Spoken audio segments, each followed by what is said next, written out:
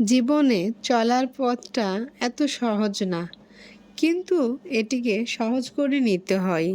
হাজার ব্যস্ততার মাঝেও একটু ভালো থাকার চেষ্টা।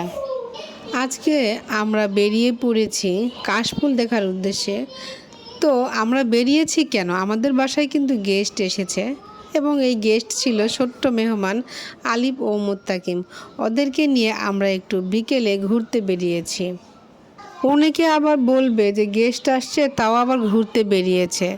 আসলে কিন্তু সবারই উচিত বাসায় গেস্ট আসলে তাদেরকে ভালো মতো আপ্যায়ন করে তাদের সাথে বাইরে ঘুরতে যাওয়া, এক কাপ চা খাওয়া, ভালো কোনো পরিবেশে বসে থাকা। এগুলা করবেন, দেখবেন যে আপনার সেই গেস্ট আসার যে মুহূর্তটা আরও সুন্দর হয়ে উঠবে।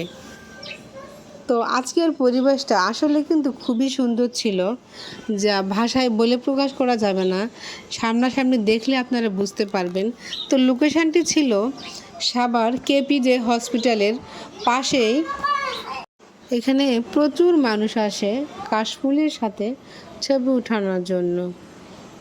তো আমরাও কিন্তু চলে এসেছি, কাশফুল দেখব, ছবি উঠাবো, বাচ্চাদের নিয়ে একটু খেলবো।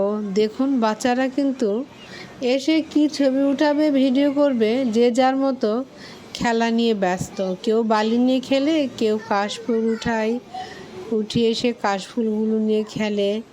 আর এই যে ইহান মশাই তো সারাক্ষণ শুধু বালুর ঢিবি বানায়, বালুর প্রাসাদ বানায়। বালু ছাড়া তার কিছুই ভালো লাগছিল না সেখানে গিয়ে। আর এই ছোট্ট সোনামণিটা ছিল রায়ানের বোন। এখানে ছবিতে রায়ানকে দেখতে পাবেন, আলিফ, মুত্তাকিম, ইহান, ইয়ানা, সবাইকেই দেখতে পাচ্ছেন। ওরা কিন্তু খুবই মজা করেছে বন্ধুরা। তো আজকের মতো এ পর্যন্ত। সবাইকে আল্লাহ হাফেজ। অনেক বকবক করেছি, আর বকবক করতে চাই না। টাটা।